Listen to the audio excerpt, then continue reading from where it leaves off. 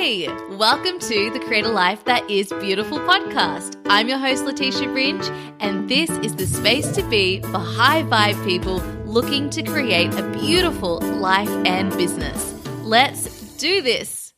Welcome to the podcast, my beautiful friends. I am Leticia Ringe, your host, and today we are diving into a topic that we all need to hear about so that we can start kicking those goals we have set for 2020. And that topic is productivity. Now, I have a lot to share on this topic, but I'm going to go one step even further. And today I'm bringing on a specialist in productivity. Her name is Sara Satterthwaite, and she is one of my incredible clients. Sara is a productivity coach, and she also specializes in productivity in her day job, which we talk about in this episode. So Sara joined my menstrual magic business, Mistress Mind, and she's also been a part of Create Your Beautiful Biz in 2019 after I met Sara at an International Women's Day event in London. We shared a lift together and then we sat next to each other. Sara watched me scrolling a million notes during the event, which is what I always do. And then we got into a really awesome conversation, and Sara shared about her incredible platform she had been creating over many years, blogging all about productivity. And then we started working together, which is how I start working with so many of my clients.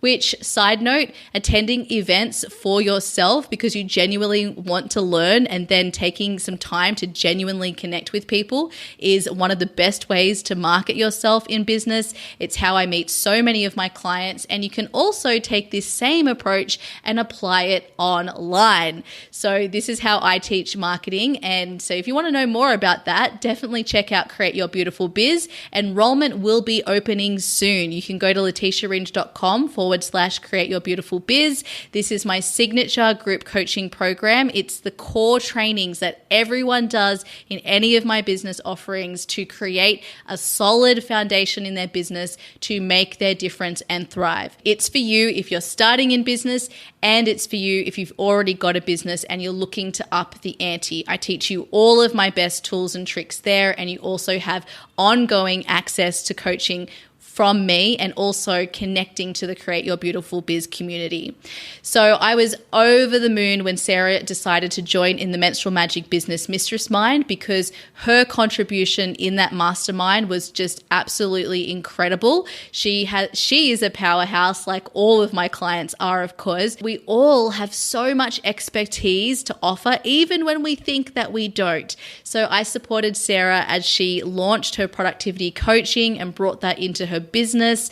And today we're going to talk to Sara all about productivity, how she manages both a business and her work. And we're also going to talk about her best productivity tools and hacks and perspective when it comes to being the most productive in our business and what productivity even means. Because in my eyes, productivity needs to be something that's sustainable. It needs to be something that's working with our energy.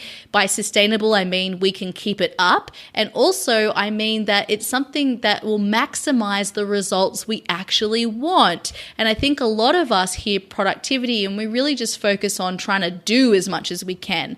But as you will know, if you've been following me for a while, I use a cyclical approach. One of those systems is using my menstrual cycle. If you're not experiencing a menstrual cycle, you can use your own inner cycle or use the guide of something like the moon. And by doing that, we allow ourselves to shift through the different stages of creativity, which include times for doing and times for being in our feminine, which is a seemingly more passive energy, but so incredibly important. It's things like receiving the idea and the inspiration. It's things like refining our ideas and also sharing and communicating them with the world. So Sara and I are talking about productivity through this lens of sustainable productivity. And you'll hear also how to prioritize using your inner wisdom. We explore the key questions to be asking yourself each day in your business for greater productivity and value. why working all day is not productive, and why we actually want to be productive in the first place. We also explore the link between productivity, energy, and inspiration. We talk about productivity in terms of working with your cycle. We talk about feminine productivity, and we also talk about Sara's experience working in a group situation like the Mistress Mind, and also how working with her cycle has helped her to show up in a more empowered way in her beautiful business. So before you meet Sara, I just want to introduce her. Sara is a productivity coach, and she specializes in helping career-driven women become wildly successful through uncovering their unique productive flow. She believes that anyone and everyone can have an expansive and fulfilled life, even within a career.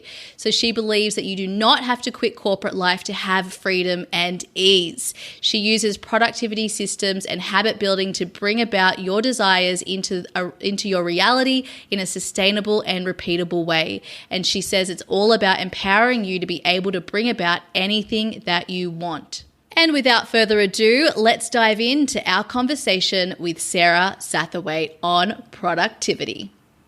Hey, Sara, welcome to the podcast. Hi, Leticia. Thanks for having me. I'm so excited to have you on today and to be talking about all things productivity. I'm very excited to be here and share all things productivity with you and your lovely community. Yes, I'm so excited. And it's also the perfect time of year to be talking about this. So as we record this, Sara and I are now in the end of December, and you'll all hear this episode at the beginning of January. It's going to be the perfect time. We're all going to be thinking about how can we be more productive in our businesses and in our life in general for 2020. So this is just perfect timing in my eyes. All right, Sara, are you ready to dive in? Absolutely. Let's do it.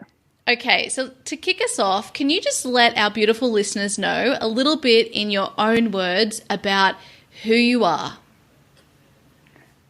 Okay, so I'm a productivity coach and, excuse me, I believe in allowing our own unique flow to dictate how we're productive. So I don't think everybody maximizes their productivity in the same way. So it's all about finding your natural kind of ebbs and flows and the times of day that you are more likely to think deeply and have focus, and times when you need to break and go away and reset. And I think that those flows can happen on a daily cycle, a weekly cycle, a monthly cycle. So that's kind of the philosophy that underpins my productivity coaching. And then my background and where this has kind of come from is been interested in self-development, in, I guess, hacking in a sense for a long, long time, done a lot of reading, listening to podcasts, that kind of thing, alongside a corporate life. So I work in process improvement, which has a real coaching element to it in a way, when you're guiding people through making changes in their working life. So I've been building that skill set of that coaching and that guiding during my day job, while outside of that I've been reading and learning about hacks and tips and tools and being more effective, and I guess the two have started to merge into my productivity coaching and the work that I do with my clients. Well, I love first and foremost that you mentioned that your approach to productivity is all about finding your unique flow, which I know so many of our listeners will also appreciate as well. And I think it's great to kick this conversation off with those parameters, you know, expanding our concepts of what we believe productivity is, which is often thought about in, and as we've discussed, Sara, in quite masculine terms. And like anything, and I'm just thinking about this because a lot of my clients get really turned off when I'm talking about, you know, marketing and sales and even money, right? We think about these in very masculine terms, but what I encourage everyone to do is to like redefine these terms for yourself, come up with your own labels and create something that also brings in that beautiful feminine balance that we all need, no matter what we're talking about. So I just wanted to say, love Unique Flow for productivity. And I also just wanted to mention that how cool is it that you've been able to use the skills that you have learned and refined in your day job to then create a business and to use directly in your coaching.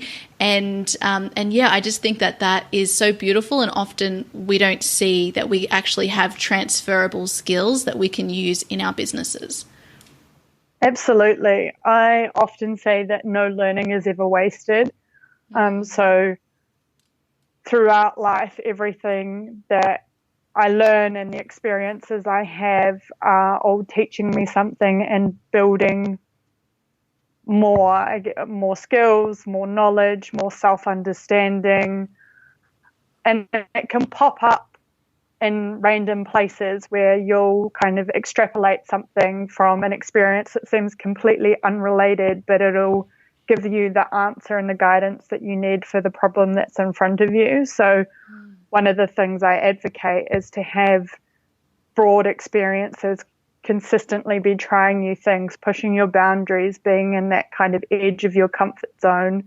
And it doesn't have to make sense. It's just following that curiosity, so that you're always kind of exercising those muscles of learning something new, integrating something new, being uncomfortable. I think particularly, and I know you discuss this a lot, that as entrepreneurs, we're kind of going against our innate biological programming because we're putting ourselves out there and being seen, and we've got to override some of that. And if you're constantly, deliberately trying new things, making yourself uncomfortable, noticing that discomfort and going ahead and doing what you're curious about anyway, then you're practicing that all the time and you're building that muscle. And so maybe it's just going to a dance class by yourself and that makes you uncomfortable and you're going, oh, I don't know, I'm not going to know anybody and I don't know where I'm going.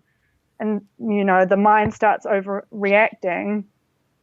But that's quite a manageable kind of situation to coach yourself through, so that when you come to the point that you are talking yourself into going live on your Instagram or promoting your new offering or doing those kinds of things for your business that make you uncomfortable, you've already built the muscles that mean you know how to guide yourself through that situation.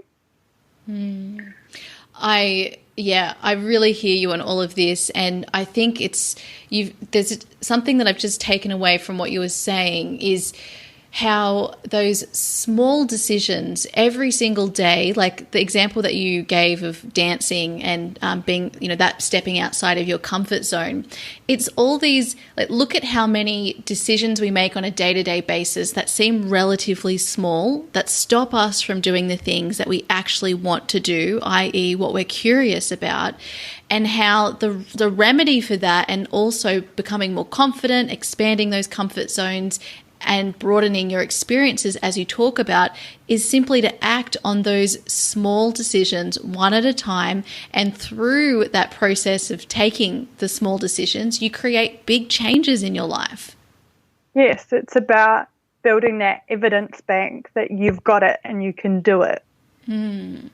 Yeah. And when you think about it like this and you break it down into these small steps, just like in business, when people want to start a business, our brain freaks out. If we want to do something, launch a new program or launch something new in our business or do something new, our brain freaks out. It thinks, whoa, that's way too huge. But you break it down into small steps and you just take one step at a time. And over time, you create those big changes in your life. So I love this. I love that we've just dove straight into. Yeah, absolutely. And speaking about breaking it down, I think about it in terms of, and this is from a productivity point of view, quite an important point, I think, is there's a saying or a quote that we overestimate what we can achieve in a day, but underestimate what we can achieve in a year. And I am a big advocate for if you did one thing every single day towards your business, whether it's 20 minutes or 2 hours, over a year, that's 365 things. How far do you think you would get if you just took one action every single day? And this is where I think we get caught up in that we're not getting enough done in a day. But when you step back and think about that point of view and go, if you wrote your to-do list out now, would you have 365 things on it? Probably not. So if you're just consistently chipping away at it and doing one thing every day, two things every day, in a year's time, you're going to be absolutely amazed by how far you've come. So why are you putting so much pressure on yourself to get it all done today? Yes. Oh, I love this. And, it's that 80-20 rule. The 20% of what we actually do leads to 80% of the results. And for all of, both you and I, Sarah, and also for all of our listeners, I bet that one of our values is that we want to not be doing all the things. We want to try and do less and create more results. And so we also do that by taking that best step each day, right? Rather than trying to do all of the things at once and then spinning because we end up just ticking off the to-do list rather than using our brain to ask ourselves, okay, well, on that to-do list, what is the best thing for me to do today? And doing that first off the bat. Exactly. It's that prioritization of what is going to move the needle the most towards my goals. That's often when clients come to me concerned about priorities. That is one of the questions. You should be focusing on the things that move you closest to your goals. So do you have a clear idea of where you're trying to get to and what kind of life you want to have, what kind of business that you're building? If you know that, then you can prioritize based on which action today is going to move me towards those. And then the other way you prioritize is you think about your customers, your clients, your community, and go, which action today is going to be of greatest service to them? And you always, and this is another thing that comes from my consulting background, is you're always thinking about the value add to the customer, and you're defining steps in a process based on what would a customer be willing to pay for and which steps would they not be willing to pay for. And how do we eliminate the steps that a customer wouldn't pay for because they don't value them? So you've got to think about that as well in terms of the things that I've got on my list to do today, which things here would a customer be willing to pay for versus which ones they wouldn't be. Some of the things that they wouldn't pay for are things that are necessary, and you are going to have to do your tax return at some point. But it's a really easy question to help you cut through the noise and go, I've come up with all of these ideas and all of this inspiration, but I know these couple of actions are going to move me towards these goals. And I know this action over here is something that a customer would be willing to pay for. So those are the three things I'm going to do today. And suddenly you've got a manageable amount of work for that day rather than 10, 12, 14 hours. Yes. I love the focus on the value to them, and I truly believe that the best way we market and sell our services are by providing value to our community. And then the best way we serve our current clients and community, those who are working with us right now, is also by doing the same thing, looking at how we can add more value to them and serve them. So I think that's really beautiful, this focus on what is the value to our customers, clients, community. So, Sarah, let's just dial it back for a moment and then we'll jump back in to talking more about productivity, which we're both super excited about, clearly. I just want to know how, because right now we're doing this call and you're back in your hometown in New Zealand, and however, where you and I met at our Women in Business event in London, that's actually where you live now. So I'd love to know, can you tell us a little bit about how you ended up moving overseas, and also perhaps, if this is involved, what your gateway to personal development was, and then therefore into productivity coaching? Sure. So as Leticia mentioned, I'm currently sitting in my childhood bedroom, which has been my childhood bedroom my entire life. So I grew up on a farm in Canterbury, New Zealand, and my grandfather bought the property, and my dad has been here since he was 3 years old. So I've been here from day dot, pretty much. And I guess the journey, I've got a brother and sister, and we all went to boarding school in Christchurch, and from there I studied at university down there, and then I moved to I did a stint in Melbourne, actually. I've always had a bit of a travel bug. I've always known I wanted to travel, that I wanted broad experiences. But it took a long time to get to the point where I started to indulge in that. And a lot of that was around building the confidence to go after what I wanted to do. So I spent 6 months in Melbourne, came back to Christchurch, moved to Auckland, where I started consulting. And while I was consulting in Auckland, I went to visit friends that were living in London, and they were just having the best time. They were having so much fun. I was there for about 10 days with some travel around Europe, either side of it. And I just thought, yeah, I want this. I'd always kind of known it in the back of my head, but I kind of didn't have the confidence just to move to London sight unseen. So when I got over there and I felt the buzz of the city and the energy of the place, I just went, yes, this is for me. This is what I want to do. And about a year later, I moved over. And it really was a case of kind of following that intuition and a knowing and the curiosity and just loving the energy of the place.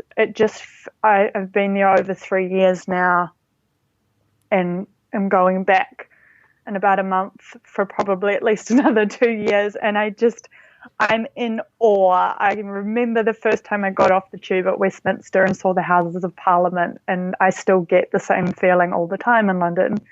So I guess I got there, as I said, I was following my intuition. I kind of always had this inner knowing that I wanted to travel and see different cultures and experience different things and be constantly expanding, very much of a growth mindset.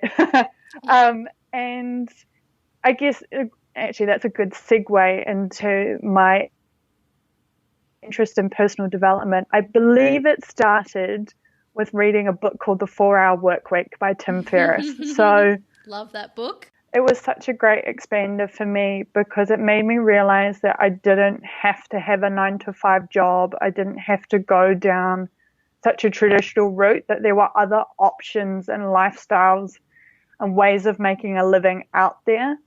And I still have a 9-to-5 job, but I'm on this journey of building a business that does have the freedom and the flexibility that I desire, that really started with that book. And it wasn't just around the lifestyle, but Tim is very much into hacks and efficiency and how do we do this the best we can with the minimum amount of effort. And so as I followed him, he was the first podcast I ever listened to, and listening to the interviews that he conducted, and there were lots of tools and tips and productivity and wellness and strength training and diet and all kinds of different things. But the tips that I would go home and try and implement were always in that productivity space. How can I do the most with the least amount of effort? And I guess initially, because of where it was coming from, it was quite masculine in terms of you're wanting to do it with the least amount of effort so that you can do what a regular person would take 2 days to do, you could do it in a day, kind of thing, so that you're doubling your output. And so now I'm moving that into a feminine place of actually it's not about maybe it is about doubling your output, but it's so that you can work half the amount of time, and so you can ebb and flow with who you are, and you can move with your own energy, because when you hit the really productive point, you really maximize that and get it all and get loads done, so that when you need to take a step back and really step into the self-care and get cozy and reflective, you've created the space to be able to do that, because when you've felt really ready to go, you've made the most of that productive energy. Yep. So that's a real trajectory over probably 10 years. Thank you. Well, now we know a little bit more about you, and also now everybody knows just some of the reasons why people love London, and I'm feeling very nostalgic as you describe that being in awe, being by Westminster Abbey, and it's London, the energy there is just electric. So I think that this is a great point to ask you then, what is your definition of productivity, or what does productivity mean to you?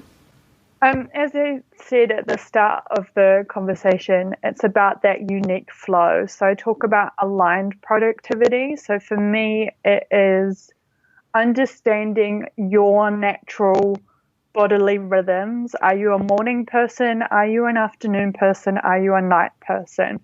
How does your energy ebb and flow with your menstrual cycle, which I know lots of you have heard about from Leticia? So it's about what feels really good and easeful and freeing, but it's also letting go of the weight of expectation.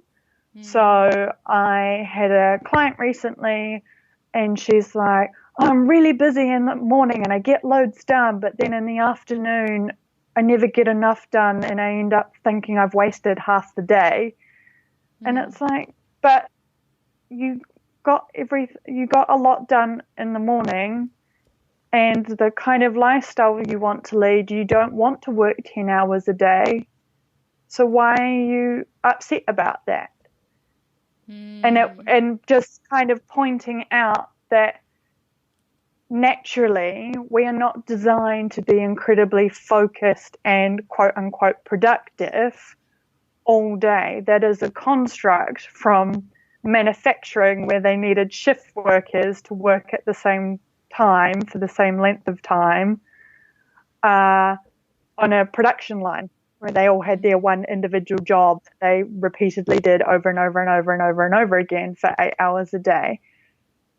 For manual tasks, maybe working for that long is achievable, but that is not actually, as humans, how we're designed. So it's about stepping back from the constructs that have been built up by the production world and the corporate world over decades, if not centuries, of human development, to come back to ourselves and go, what is, as you were saying, what is productive for me? When does it feel good, easeful, freeing, whatever it is that you value in your life and are your guiding values? When does it feel in alignment with those things? How does that productivity sit? Yeah. Oh, I love this. So the way that I think about productivity is all about sustainability, right? Like, how can we be sustainably productive, which is, I think, a different way to look at productivity than, as you've just described it there, that old way of looking at it, where it is, how can I just do as much as possible in a short amount of time? And I think that this is really interesting, because I love Tim Ferriss too. I had a massive crush on him when I first started listening to his podcast and read The 4-Hour Workweek. And what I loved about Tim Ferriss, and actually that's where I heard the 80-20 rule, it was through Tim. He, in The 4-Hour Workweek, he's talking all about the new rich, and what actually makes us feel rich or wealthy is really this time that we want to buy, and it doesn't necessarily mean massing all of this wealth throughout our life only to be able to enjoy the time in our retirement. Like, why not enjoy the time now? So how can we create more time abundance in our life?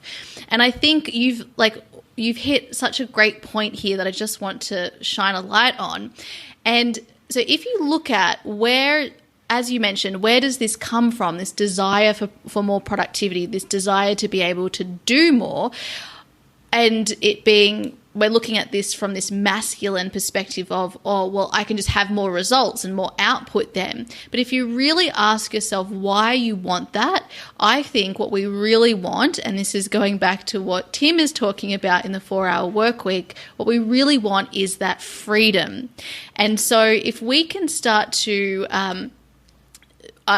then there's the blocks we have to being in our feminine energy, which is all about being that more passive state.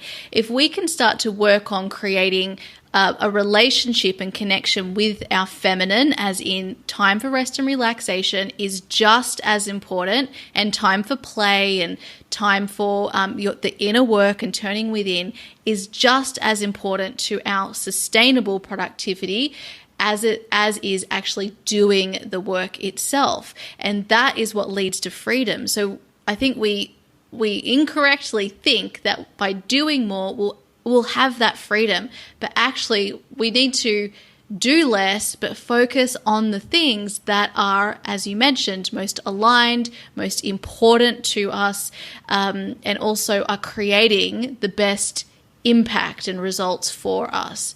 So yeah, what are your thoughts on that, Sarah? Yeah, absolutely. As you were speaking, what came through for me is I remember being at university and I'd talk about social productivity. People think, oh, we need to be at the library all day, every day. And I'd be like, no, go to see your friends as being productive. Going to the gym as being productive. Cooking a healthy meal as being productive. So when I think about defining productivity, I take quite a broad view of it, because what the ultimate aim is, we're talking a lot about how we want to feel, and the freedom that we're wanting to get to is a whole lifestyle, and there are many components to that. There's our health, there's our social well-being, there's our spirituality. So it's not just about being productive from the point of view of your business or your career. It's actually, what is the whole picture? And I know you're really into this with the holistic business, but what does the whole picture look like? Maybe being productive for you on a day might be getting to a yoga class, or spending an afternoon doing meal prep so that you know that you're going to eat well through the week when you're busy with clients, so that you're supporting your energy levels, because there's an element of this that's about energy management, right? They always talk about time management, but actually it's about energy. And again, with the feminine, that we can't, and the sustainability that you talk about, that we can't keep up the pace, basically. So we need to take that step back. And I think you and I and many of your community will have had that experience where we've worked and we've worked and we've worked and we've run out of inspiration. And it's you actually, if you just grind away, you will get to the end of your to-do list, because you'll stop adding to it, because there won't be any fresh inspiration coming through. And when we step back and think about it like that, I don't think any of us want to get to that point. We always want there to be something else that we're excited about and something else that we want to work on. We labor under this myth of like a finite to-do list, but actually what we need to accept is A, that it doesn't exist, but B, that when we dig into it, we don't actually want a finite to-do list. We always want there to be something else to be excited about. And whether that's in line with the current path that we're going on, or whether our curiosity starts to move us in a different direction, we don't ever want to be done. We always want to be on the journey. Oh, that's so beautiful. And yeah, I really feel that inspiration is life force.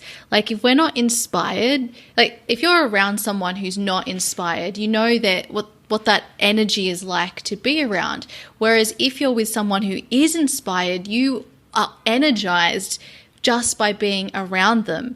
So anything that is going to help you show up in that inspired energy, in my opinion, is like the best thing that we can do. So I really love that the way you're talking about productivity is talking about understanding our body, our energy, and also what actually lights you up as well, which is where that curiosity and inspiration comes in.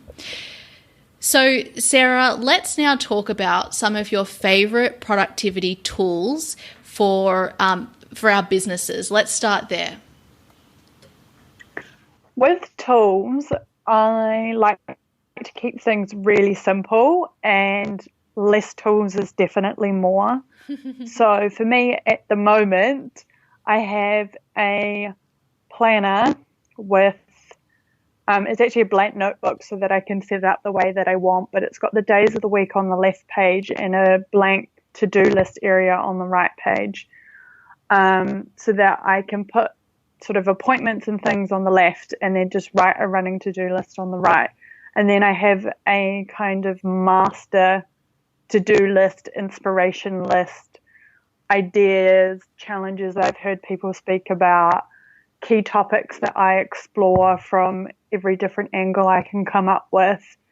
And I use those two places as my catch-all for everything, because the way I work is I need to be inspired for it to flow, that I can't go, okay, in January I'm going to do this challenge, and in February I'm going to launch this product, and in March this is going to happen, because I'll get to March and I won't want to do what I planned in March. So it's very much for me keeping all the inspiration and all the to-dos in one place, which is just a Google Doc, and then picking out the things I want to work on that week and putting it into my planner. So I keep it really, really simple, because I actually think that having lots of bells and whistles and complicated planners or loads of functionality in a to-do list app or anything like that is distracting, and I think you get guilty if you're not using all of the functionality available to you. And so you're either guilty that you're not using it all, or you're spending a lot of time maintaining these systems, and that's not actually a productive use of your time. If we go back to what we were talking about with priorities in terms of what moves you towards your goals, or what is going to be valued by your customers, keeping a super neat Trello board or Asana or Wunderlist or whatever it is the tool is that you use is not super value add. So yes, you need to keep organized, but with any tool, I just think about what is the actual functionality that you need and helps keep you organized, and then forget the rest and keep it as simple as possible. I've written a whole blog post on maximizing using tools, and some of it talks around how do you figure out what your requirements are so you can select the right things, whether you're buying a planner, so start of the year when this comes out and you're thinking about your planner for 2020, or whether you're deciding to use an online app. What is it that you actually need it to be able to do? Don't just go for the new shiny thing. Yeah, I love that tool of the master list. I also enjoy having a master list too, and I find it's just great to get all of the to-dos out of your head, and it's like your brain can feel comfortable that it's over there in a document. And so, when you need to do it, you can just go to the document and you can figure out, if that's the right time to do it. And I also just wanted to mention that Sarah is a rebel, so that's a perfect plan for you, not overcommitting yourself to plans for the future. Other people might enjoy having more of a structure to the way that you set up your next couple of months ahead or whatever it is. And as you've mentioned, it's really just about finding what works for you. But I think this point about keeping things as simple as possible is so good, because like you, I've tried things like Trello and Asana, and I've had all different tools that I've tried, but really to this day, I just have a master to-do list, and at the start of each week, I ask myself what needs to be done this week. But I do want to mention one key thing that I think often a lot of people in business forget, which we might have been touching on anyway, And that is that you need to know what your focus is in your business. So, for example, one of the focuses in your business needs to be on making money, right? So if instead your business focus is on creating a perfect website, or it's growing your community, or it's like creating the perfect funnel, or whatever it is, these smaller projects that are like part of our business, we miss the overall focus that we need to have, which on the one hand is serving our clients and serving our community, but is also on making money. So when you know that that's one of your focuses, instead of looking at your to-do list and all of the things you could do in your business, you can ask yourself, out of these things today, what would be the best way for me to move the needle forward to making money in my business? And I really believe that this is something that a lot of us entrepreneurs aren't doing, and it's why we then fall into that trap of feeling like we've just got way too much to do. Because we could have an endless to-do list if we try to do it all. What are your thoughts on that, Sarah? Absolutely. I think having those key questions based on what your focus is at that time, and as you say, in business, it's always going to, one of your points is always going to be about making money, because that's about the sustainability, that's around the reciprocity of value between you and your community, is having that money flowing in, actually receiving money as part of your kind of active service to your community, because it allows you to reach more people, serve more people, offer more free and paid content. And I think, so there's always that question around, what can I do today to help me make money? What can I do today that, sometimes it's about supporting your business in terms of there are to-dos that you need to do around supporting that's other entity that is your business, and your taxes, or talking to your accountant, or those kinds of things. So sometimes your focus might be on, how do I support my business today? You might be asking yourself a question, how do I support myself? And then your focus for the day or for the week might be more nurturing, and it's getting a massage, or doing a face mask, or getting into bed an hour early, which means that you need to reshuffle earlier in your day.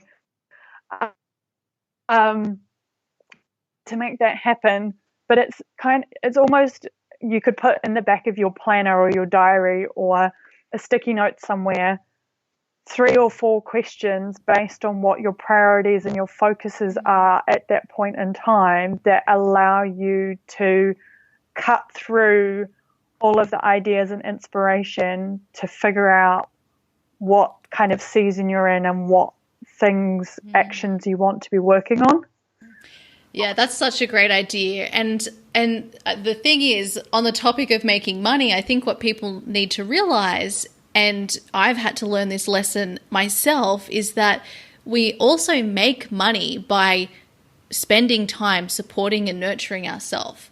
So if we tried to go out all day, like our whole waking day, every single day, just trying to make money and doing all of these things, you wouldn't make as much money as if you allow that space to receive the money, the flow of that money in. So that question of, I want to make money, well, what would be the best thing I could do today to make that money? It might actually be to go and treat myself, to go and have a massage, to spend the day not doing anything. And that totally can be the answer to that question today. So I think that having those focuses in mind is essential. And actually that's one of the points that I wanted to make about productivity, is that we have to know what our priorities are and then prioritize. And I think sometimes we're not actually clued up on what our priorities really are, because we're so used to prioritizing based on everybody else's expectations and list of values, rather than tuning in and finding out what ours are. So when we take that cyclical approach to our productivity and we look at, hey, the doing is just as important as the receiving, I think even the way we approach these questions that you're talking about, Sarah, it will broaden your horizons on what action or inaction could be taken that day.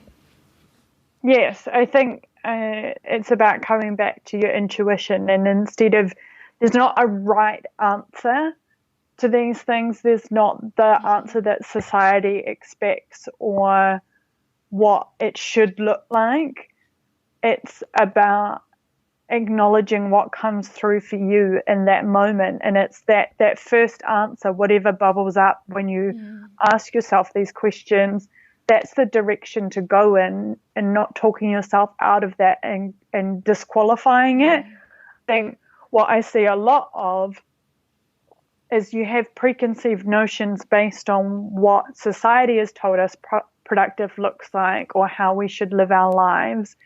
And even though we're starting to develop a new vision for ourselves that we want it to look in a different way, we haven't yet peeled back the layers and all the different aspects of how that changes. So just because we're in your communities in the space of being business owners and crafting a lifestyle for themselves, they haven't then translated within that vision, what does health look like for me? What does productive look like for me? What does a work day look like? What does my social life look like?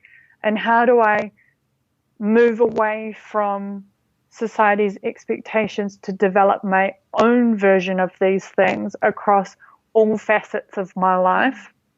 Rather than, and with productivity, it's the same. You know, there's a very clear idea from, I guess, the corporate world for a lot of us of what productive is meant to look like. And so when we're starting to move into this place of defining it for ourselves, we might ask a question about what's going to help me make money today, and we're always going to think it needs to be a doing, talking to my audience, sending direct messages to people to find people to buy things, or talking about it on my Instagram stories, or sending another email, or creating another free challenge to build an audience so I've got more people to sell to. Or, you know, it's very easy to come up with a lot of actions to do to create that, but it might be stepping back and going, well, actually, this week I have got client calls on Tuesday. I'm doing a podcast interview on Wednesday. And on Thursday, I'm going out to an event. So I've got all of these outward things where I'm meeting people and I'm interacting with people, and I'm serving my current audience and expanding it.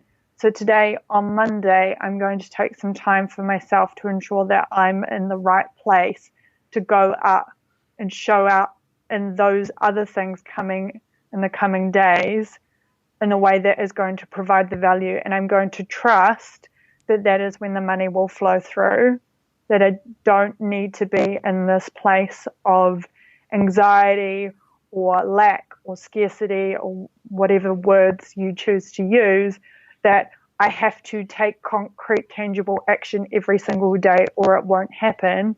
It's about relaxing into it and letting the flow and the dance and being just, you know, wondering when it might come through to you.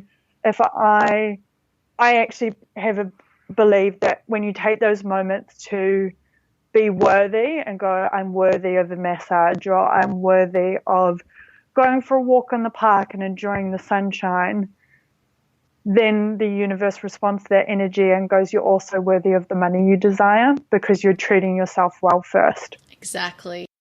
Yeah, and that's about being in the energy of abundance. And, you know, through the work that I do as a business coach, what I see is that often it's not about what we're doing. Sometimes it is, don't get me wrong. Some people aren't doing enough things, and there's definitely times when we're going through that process where we're not doing enough, but it always comes back to whether you're doing too many things or you're not doing enough, what is the energy behind what you're doing? And if it's coming from that place of lack and scarcity, as you were just talking about, and if it's because you don't believe that you're worthy, then that is where the work needs to be focused on. And so sometimes that is going to get an amazing massage and treating yourself and being in the energy of abundance. Actually, it's always about being in the energy of abundance. And that means it's often taking that time for yourself. Like, for instance, this week the next 2 weeks, I'm doing 2 days working, 5-day weekends. So Lou called it a reverse weekend, and I was like, that's awesome. And I know that is going to be the best way I can serve my community and make money in my business by taking that time to myself, because I will be in a place where I can receive, I can restore, I'm going to have amazing ideas, and that is going to be the most productive way to use my time over the next couple of weeks, which is awesome.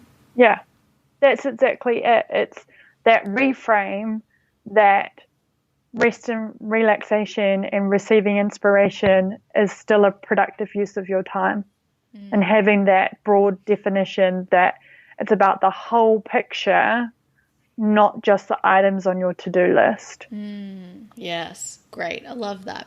Okay, so Sarah, are there any other productivity hacks or tools you want to tell us about when it comes to either our businesses or for those of us who are managing work, as in like working for someone in employment, and our businesses, which a lot of people are doing, of course? I have the rule of 3. So I say 3 projects at once and 3 items a day.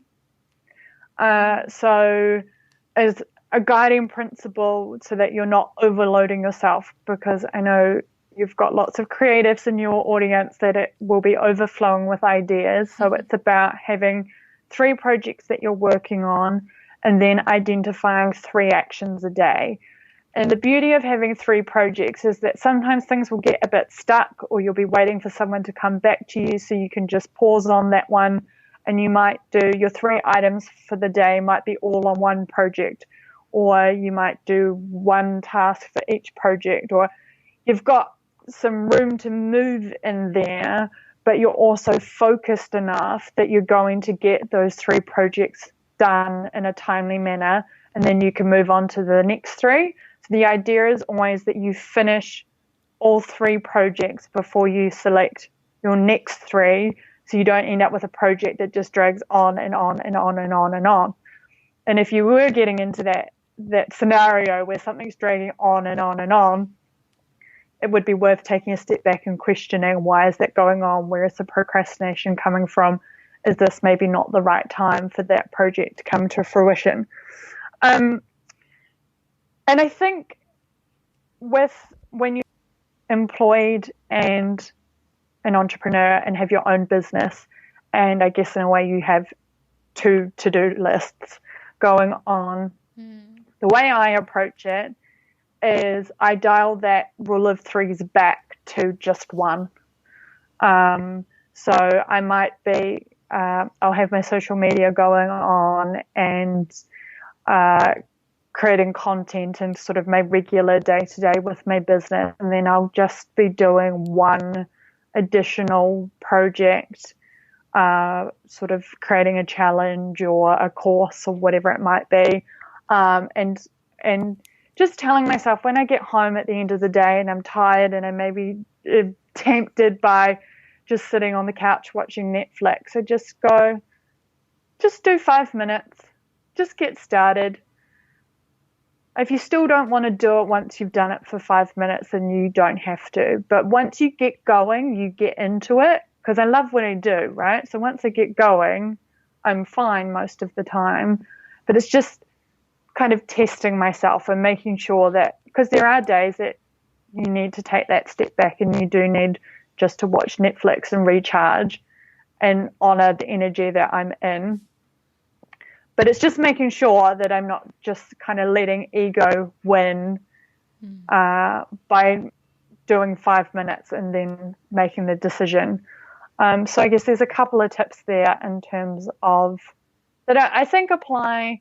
For me, productivity is not, it's kind of universal. You have to find your own flow and your own interpretation of tactics and sort of tangible tips. But whether you we've all got lots of different things going on. So Leticia, you've got your business and you're traveling, or you might have a business and you're a mum, or you've got family that requires a lot of support and that takes up a lot of your time, or you've got you're working full time, or you volunteer a lot, or you've got a hobby, whatever it is that you, there's always plenty to do, and how we kind of organize all of that and make the decisions on what to focus on when is the sort of tools and the ways that you can go about that are pretty universal to all of those different scenarios. Yep, I love that. And see, that's such an empowering way to look at productivity and how we can support ourselves. It's giving us as the individuals all of the power to create systems and boundaries that are supportive for ourselves and come from this empowered place. And I also just wanted to talk about how that instant gratification that we get from a to-do list is, I think, something that definitely feeds our egos. So that's something to be careful of. Am I just feeding my ego by ticking this thing off the list and then therefore it's not going to last very long? Or is this project that I'm working on, this one thing that I'm doing today, or these three things, do they feel really fulfilling for me from this really, deep heart-centered place, rather than that more superficial instant gratification we get from ticking off whatever the first thing is on our to-do list? For sure. Absolutely. I think, the motivation and the feeling is always so important. But on the flip side, I think sometimes you can leverage that ego to build momentum. And I do talk about sometimes getting some quick wins. So maybe sending an email is a 5-minute task, and that kind of starts getting you going. I also talk about breaking down your to-do list into really small granular things so that you are ticking off quite frequently, and you can use that kind of ego satisfaction to your advantage to get through things in a timely manner. So yes, you always want to make sure that it's the right things that you're doing, and that's really fundamental to productivity, I think, regardless of who you talk to in this space.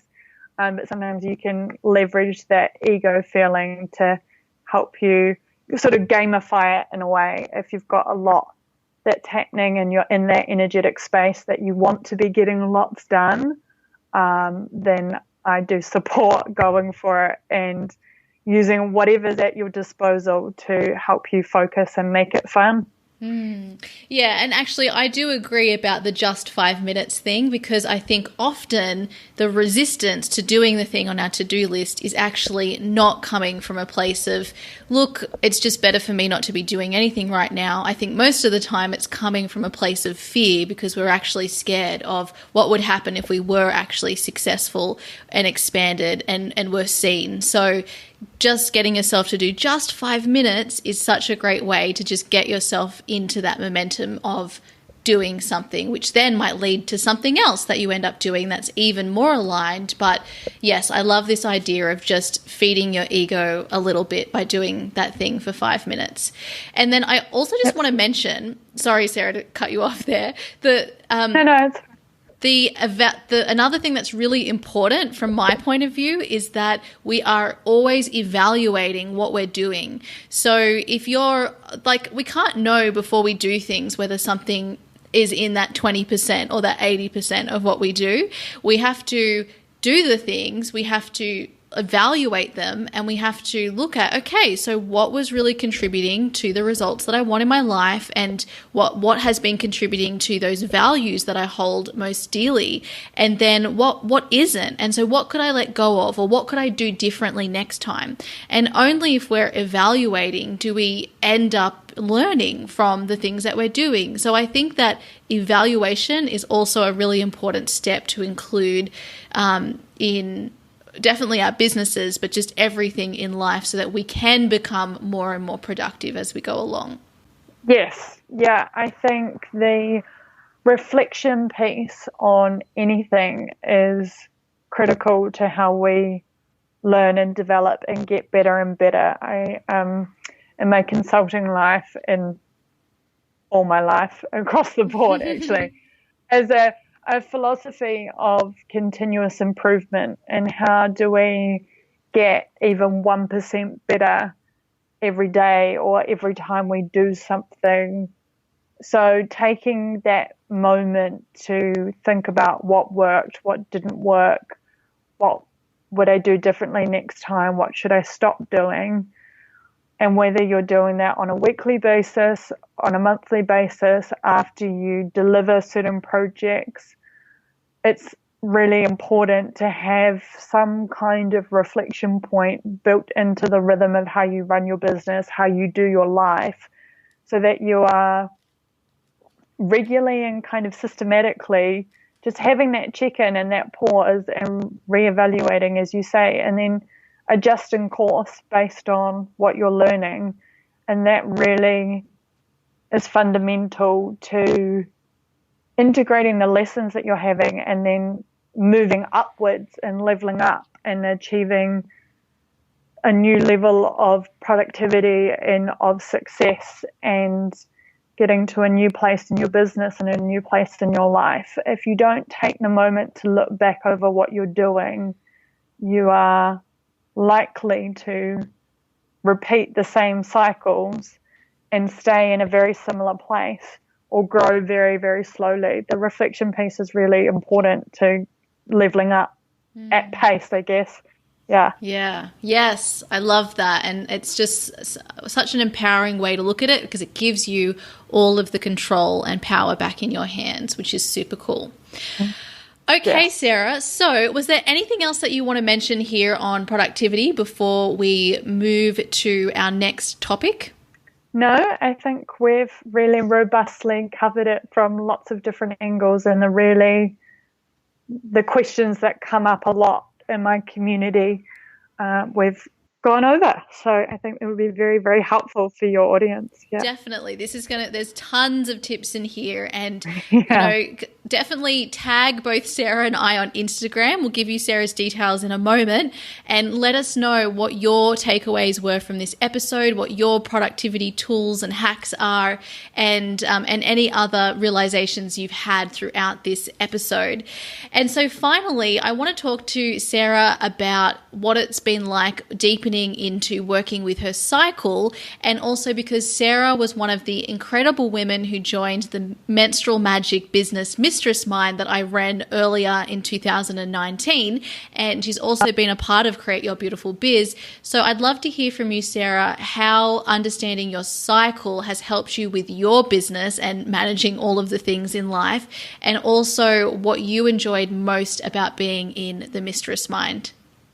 Okay. With learning about my cycle, I feel the sort of underpinning lesson that I've had from that is that there is a time for everything. And that's really helped me to let go of the kind of anxious energy of trying to get it all done. It's given me a lot of peace of mind of there is a time for everything. So when I'm in my inner autumn and using that to tidy up loose ends and get on top of emails, and that being the space for those kind of wrapping up tasks, realizing that during my inner spring I get a lot of creativity and feel really called to write, and so creating space for that to happen and making sure that in terms of what's being scheduled and what I've got going on, that I'm leaving plenty of room in my calendar to have the time to write, because I know that the inspiration's going to come through and I'm going to write with the most ease and the most clarity and topics that are going to resonate really well with my audience at that point in my cycle. And the longer I track my cycle and kind of schedule in alignment with it, the deeper it goes. And I'm sure if you asked me the same question in a year's time, I would have so many more lessons and have really evolved with how I was working with it. And so I really enjoy that and find it really exciting how it's created so much space and ease, and it's just I guess also allowed for a lot of intuition. So I trust myself a lot more in terms of deciding what I think the right thing is to do at a point in time, but also kind of advocating for my own needs and being able to go to a client and say, actually, the call we have scheduled isn't at the greatest time. I'm not going to be able to show up in my fullest energy for you. Would you mind if we moved it a few days? That's really empowering, actually, because I think you get in almost a servant position with clients that you must do. A customer's always right. You must do your own service to your community. So you must bend over backwards to accommodate them. But that's not actually in the right energy. And so working with my cycle has really helped kind of empower me to go to honor my energy and then be able to advocate for what I need in relationship to that energy at a point in time, which keeps the relationship with my community and with my clients in a really beautiful, supportive, abundant place. And then in terms of the mistress mind and being in Create Your Beautiful Biz, the kind of easy answer is I've met loads of really incredible women and expanded my community and my support network for myself through the relationships I've built. But what I found most incredible about the whole experience is I just found it so supportive, and I shifted through so many layers of energy and have really transformed my entire life over the last 6 months. I'm starting a new job, which is incredibly fabulous and much more exciting than what I was doing before. I've had relationships fall away. I've had beautiful new relationships come into my life. So it's just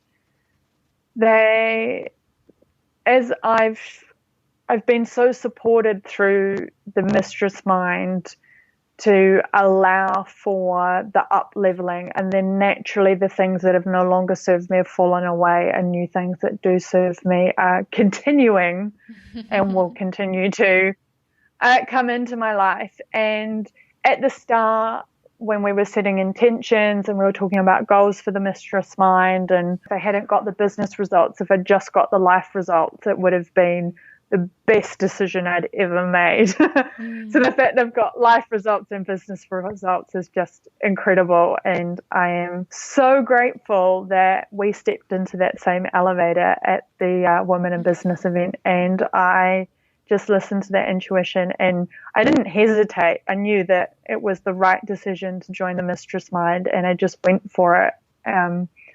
And any time now that I think about investments or making decisions, I'm looking for that same feeling, because I know that that's when I'm on the right path. So even that little bit of knowledge there is invaluable, and I will carry that with me for the rest of my life. Yeah, absolutely. Yes. It's so great when we have that physical response to a decision. And that's how a lot of my clients end up working with me. They're just like an absolute yes. And it's like, that's it. They're just, because we're all pretty tuned in with our intuition and our body. And so I love making decisions in that way too. But I think what I've heard from you throughout, talking about the mistress mind and talking about working with your cycle and through talking about productivity is really about coming back to being empowered. Like all of these things have empowered you and empower us in some way. And so that is what I'm seeking as well, right? I always want to feel empowered. Like learning about my mind empowers me. Learning about how to do business empowers me. Learning how to be productive empowers me. Working with other people and seeing how much how much wisdom I could share, or you could share, in the Mistress Mind with these other incredible women in business is super empowering. And 100% learning how your energy works and when the best seasons of your cycle are to do certain things is also super empowering. And so, yeah, I just think that when you're empowered, as you mentioned, the things that you think that you want when you start something, you just end up getting way, way more than you ever could have imagined. Absolutely. It's such a succinct summary and sort of tying it all together beautifully. It's empowering, and it's a coming back to yourself. It's kind of, I had a yoga teacher that used to talk about it in terms of clearing dust and dirt off the mirror so that you can see your reflection clearly. And it's just peeling back all of those layers so that you are knowing yourself and honoring yourself and the decisions that you're making and how you show up in the world. I love that. Okay, Sarah, well, thank you so much for coming on to the podcast. It's been so incredible to talk to you all about productivity, and most importantly, to hear more about your journey. Everyone's going to find that super valuable and so inspiring. So could you please let us know how we can continue to connect with you? Well, first of all, thank you so much for having me. I've had so much fun in this conversation and going back and forth. You can find me, my website is anindependentmaven.com, and my blog is on there with lots of lovely blog posts and details around my coaching. I am on Instagram at an independent maven, but it's ANINDPTMAVEN because Instagram wouldn't allow me to spell out independent because it reached character limit. And I've just started a LinkedIn page as well because I love supporting career women. So I'm now on LinkedIn at an independent maven. So you can come find me there as well. Amazing. All right. Well, thank you so much, Sarah. And I can't wait for everybody to share with us what your takeaways are, and go and check out Sarah's blog and get in touch. We love to keep up this conversation post these interviews and episodes. Yeah, look forward to hearing from everybody. So there you have it, my beautiful friends. Thank you, Sarah, for joining us on the podcast and sharing your productivity wisdom with all of us. My favorite part of this interview was talking about the link between productivity and inspiration. I absolutely love thinking about if we don't have any space in our life because we're so used to doing, that we will not create the space to receive inspiration.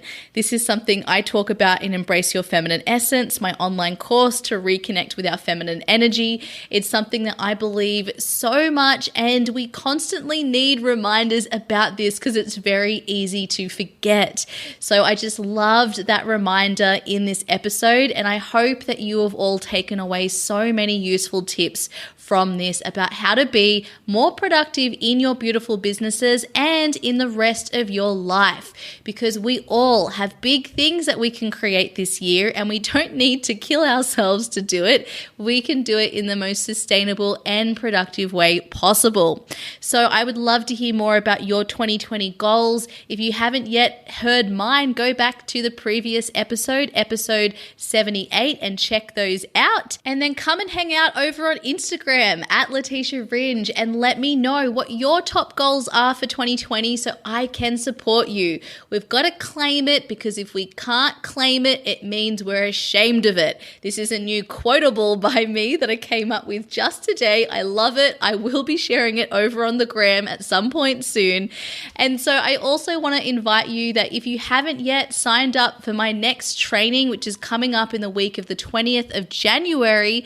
It's all about how to create a business you love and make money in 2020. Make sure you're registered for that training at leticiaringe.com/trainings. I'm going to be sharing so many useful tips that you can implement right away to make sure you're creating that beautiful business for yourself in 2020.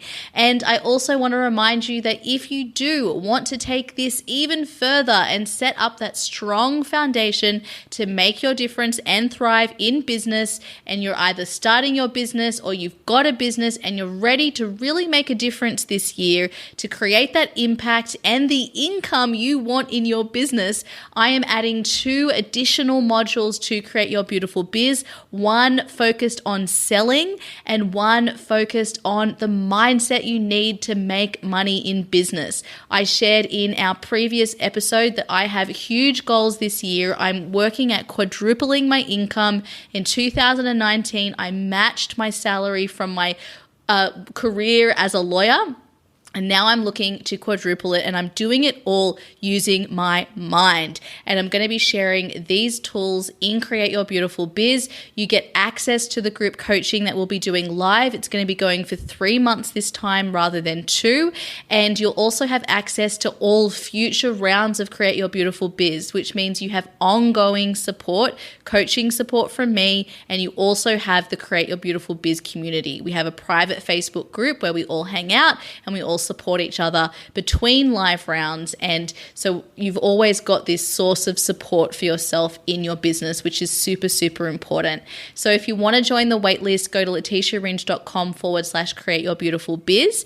And if you want to take this even further and you want to get one-to-one support so that you are stepping up in a massive way in your business and getting that extra support to manage your beautiful mind, I also want to let you know that this is my final call for my one-to-one 2020 coaching offer. We are starting next week. And I've got one more day for you to book in your application call with me, which is tomorrow. So if you're listening to this and you're like, Leticia, I need your help. You are the lady to help me. Make sure you go to leticiaringe.com/coaching, check out all of the details, and then book in a call for tomorrow. And if you can't book it in because it's too late, send me a message over on Instagram or shoot me an email at Leticia Ringe, or actually it's Leticia at leticiaringe.com, so that we can set yourself up with an application call as soon as possible.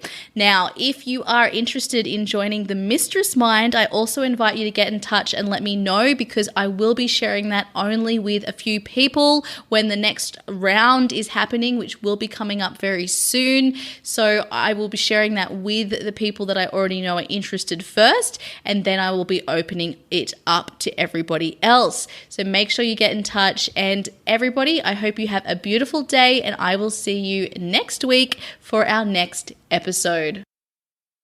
Hey, if you're ready to create your very own purpose-driven business too, I invite you to check out my online program, Create Your Beautiful Biz. You'll learn how to create a business that allows you to make your difference and thrive using my signature feminine essence framework. Just head over to www.leticiaringe.com/CYBB. Let's make creating a business beautiful. I'll see you there.